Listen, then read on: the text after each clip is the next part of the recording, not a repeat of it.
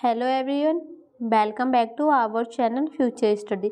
तो इसमें BA program semester first के स्टूडेंट के लिए जो आपकी सब्जेक्ट है पॉलिटिकल साइंस, भारत में लोक प्रशासन, इसके इम्पोर्टेंट क्वेश्चन भी आंसर आपको इस वीडियो में बताने जा रहे हैं। और इसमें जो हमने आपका यूनिट जो सेकेंड है विकेंद्रीकरण, इसको लिया है।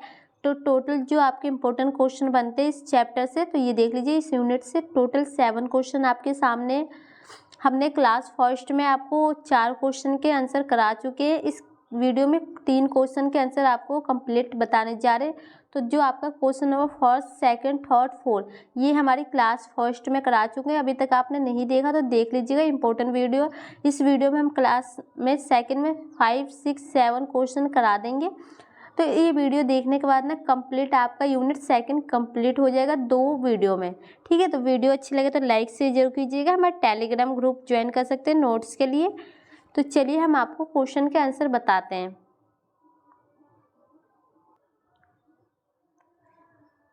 तो जो ये सब आंसर जा रहे हैं ये हमने आपको पहले करा चुके हैं क्लास फर्स्ट में। आप देख लीजिएगा उन वीडियो को, क्योंकि सभी वीडियो आपके लिए इम्पोर्टेंट होने वाली है। तो क्वेश्चन नंबर जो 5 है अपना, ये देख सकते हैं। इस क्वेश्चन का आंसर आपको भी बताने जा रहे हैं।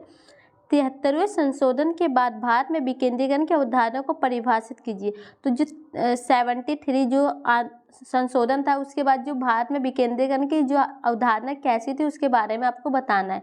तो देखिए, भारत में विकेंद्रीकरण, इसका आंसर यहाँ से देखिए।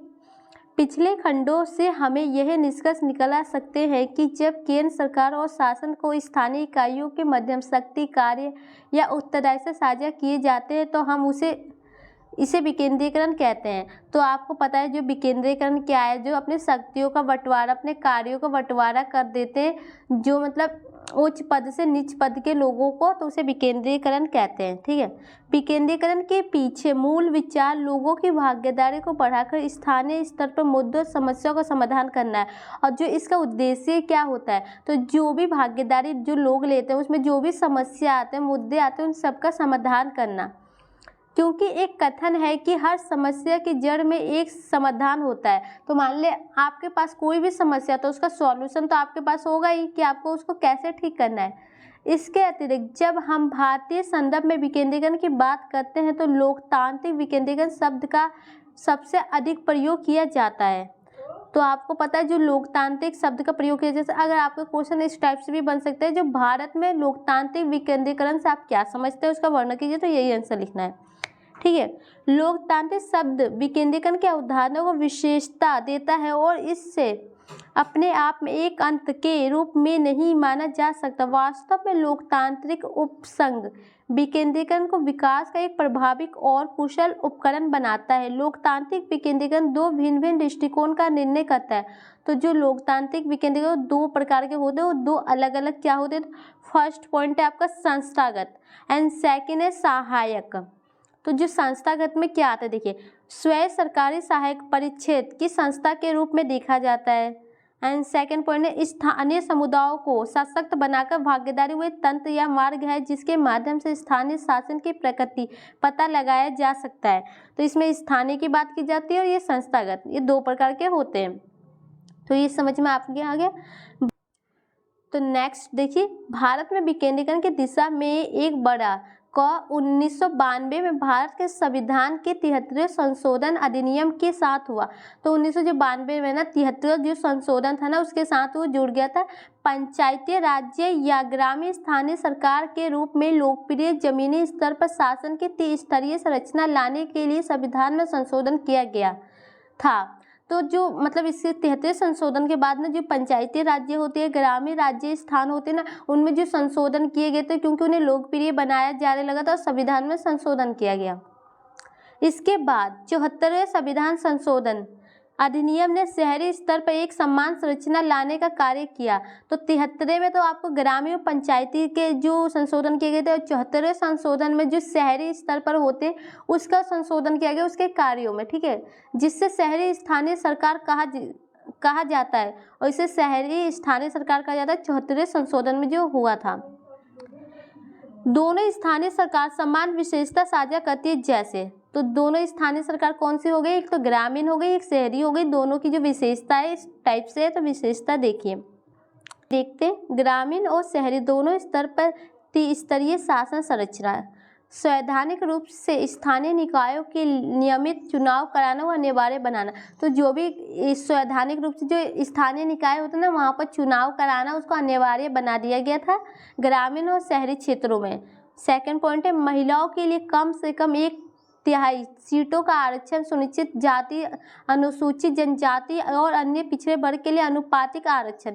तो जो महिलाओं के लिए आरक्षण की जो विशेषता को प्रावधान किया गया था उसमें अनुसूचित जाति, अनुसूचित जनजाति और अन्य जो पिछड़े वर्ग होते हैं ओबीसी उनके आरक्षण की बात की गई है। थर्ड पॉइंट है पंचायत और नगर पालिका चुनाव कराने के लिए राज्य सुरक्षा आयोग का गठन।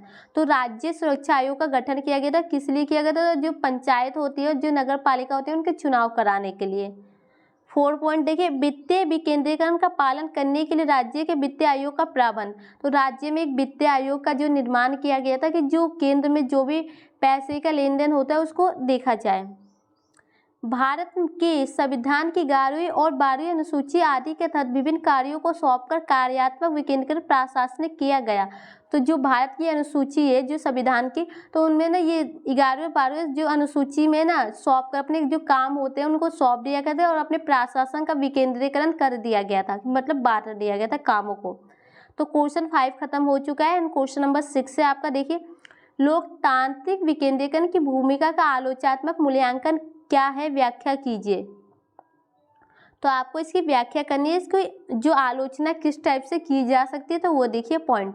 फर्स्ट पॉइंट आपके साथ, पंचायत स्थानीय स्वशासन की संस्था के रूप में पहचान के संकट से जूझ रही है। तो एक इसकी आलोचना ये है ना कि जो पंचायत की एक अलग पहचान नहीं बन पा रही है जो संस्था के रूप में।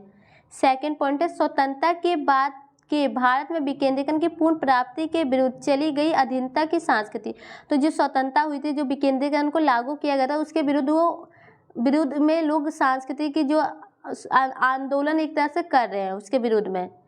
थर्ड पॉइंट है पंचायतों का अति राजनीतिकरण, और इसमें जो पंचायत है उनका राजनीतिकरण हो रहा है।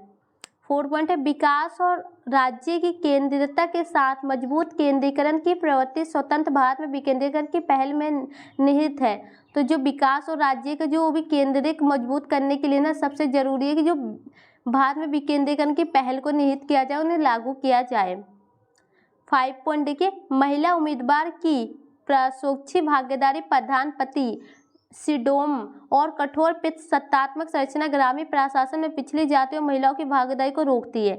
तो देखिए जो महिला है, जो उनको पता है उनको अधिकार नहीं दिए जा रहे हैं, जो सत्तात्मक मतलब जो पिता के अधिकार उनके पुत्र को मिलेगा, ग्रामीण प्रशासन में जो पिछड़ी जातियाँ होते हैं उनके अधिकारों को रोका जा रहा है, महिलाओं की इसमें भागीदारी को रोका जा रहा है। तो इसकी आलोचना की जा रही है। एंड इसका नेक्स्ट पॉइंट है पंचायती राज्य संस्थाओं के कामकाज के बारे में बहुत कम या कोई पूर्ण ज्ञान रखने वाली व्यवस्था। तो मतलब जो पंचायती राज्य व्यवस्था है ना उसके कामकाज का कोई ज्ञान रखने के लिए ना कोई लेखा जोखा नहीं है। तो एक आलोचना ये है। भारत में ग्रामीण संपत्ति और शक्तियों का वितरण बहुत वंचित गांवों के लिए अवसर और सामाजिक पसंद स्वीकृत हैं अधिक विषम जमीन स्तर पर वास्तव में। तो जो देखे भारत के जो ग्रामीण इलाके जो गांव है ना वहाँ पर शक्तियाँ और संपत्ति का जो वंचित मतलब बहुत से गांव उनको अवसर प्राप्त नहीं होते, सामाजिक पसंद नहीं मिलता, तो जिसकी वजह से उनका नुकसान होता है। तो एक आलोचना ये है आप पर्याप्त वित्तीय संसाधन आवंटित बजट खर्च करने नियमित। तो उनके पास जो अपने बजट के अकॉर्डिंग खर्च करने की अनुमति नहीं होती, उनके पास उतने पैसे नहीं होते कि वो अपनी ज़रूरतों की चीज़ों को पूरा कर सकें। स्थानीय सरकारों को अपने स्वयं के कर और उपयोगिता शुल्क बढ़ाने के लिए समक्ष और मजबूत करने में थोड़ा निवेश। तो जो स्थानीय सरकार होते हैं ना जो मतलब अपनी कार्य को करने के लिए उनको अच्छे से तरीके से मजबूत करने के लिए ना तो वो निवेश करते हैं थोड़ा सा।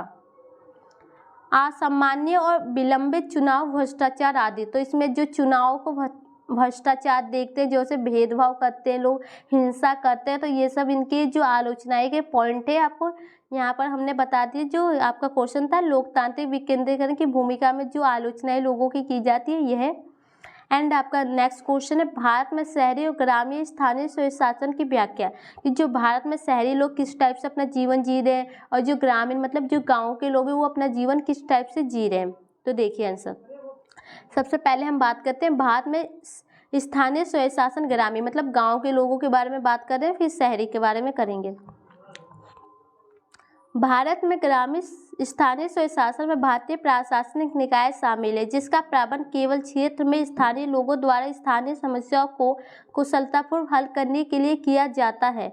तो जो भारत में जो ग्रामीण स्थान होते हैं वो किस किस जो समस्या को देखते हैं, तो जो स्थानीय लोग होते हैं ना, उनकी समस्याओं के समाधान के लिए कुशलतापूर्वक उनको अपना तैयार करते हैं, अपने कामों को हल करते हैं। भारत की अधिकतर आबादी गांवों में रहती है और लोगों के कल्याण का तात्पर्य भारतीय गांवों के सर्वांगीण सुधार से है। और ज़्यादातर जो भारत के लोग हैं ना गांव में रहते हैं, उनके जो भारतीय गांवों के जो सर्वांगीण मतलब उनका विकास, उनका सुधार किया जाएगा, जब भी वो अपना विकास कर सकते हैं। इस प्रकार ग्रामीण स्थानीय स्वशासन की गुणवत्ता भारत में ग्रामीण क्षेत्रों में बहुत क्षेत्रों में हुए विकास में महत्वपूर्ण भूमिका निभाती है। तो जो भी ग्रामीण इलाके हैं जैसे गाँव, वहाँ पर जो भी विकास होते हैं ना, वो महत्वपूर्ण भूमिका निभाती है। कौन? तो स्थानीय स्वशासन।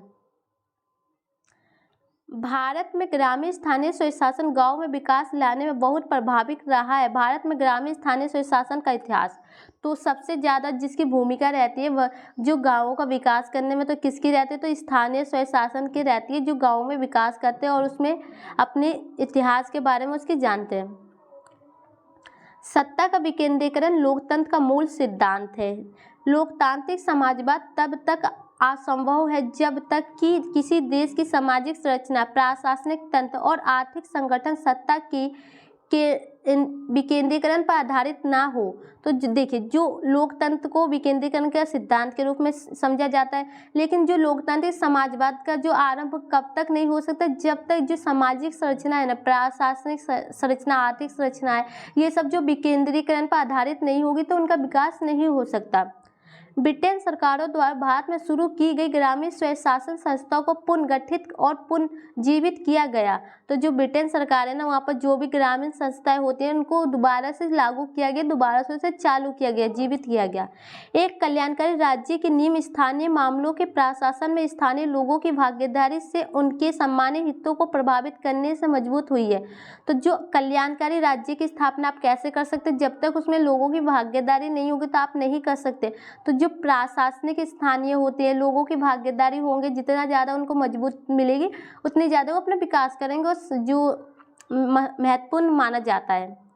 तो ये पॉइंट खत्म हो गया। अब आपका नेक्स्ट पॉइंट जो बच गया लास्ट है, भारत में स्थानीय स्वशासन शहरी, मतलब कि अब ये गांव के बारे में बात की गई है, अब शहर के बारे में बात की जाएगी। देखिए, शहरीकरण भारतीय समाज की एक आम विशेषता बन गया है। चूँकि शहर वैश्वीकरण के मुख्य लाभित रहे और शहरी जनसंख्या में लगातार वृद्धि हो रही है, रोजगार की तलाश में लाखों लोग शहरों को पलायन कर रहे हैं।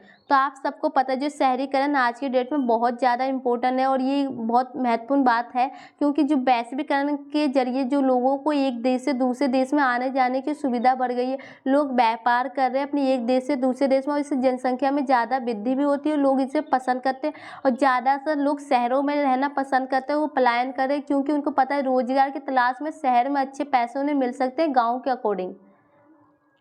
सेकंड पॉइंट है, यह भारतीय शहरों को भारतीय अर्थव्यवस्था के संरचनात्मक परिवर्तन के संचालन या प्रेरक के रूप में स्थापित करने की आवश्यकता को दर्शाता है। इसके लिए आधारभूत संरचना में वृद्धि और उनके की गई आवश्यकता, जिसके लिए राज्य सरकार, केंद्र सरकार के सक्रिय समर्थन की जरूरत है। तो जो शहरी इलाके होते हैं ना, जैसे अर्थव्यवस्था में परिवर्तन करना या आपको अपनी पहचान को स्थापित करना होता है, अपने आधारभूत संरचना में वृद्धि करना होता है, उनकी आवश्यकताओं के लिए आपको सरकार और केंद्र के दोनों का समर्थक की ज़रूरत होती है। तो ये सब आपको शहर में अच्छे मिल जाते हैं, इसलिए सब लोग शहर की तरफ आकर्षित होता चला जा रहा है।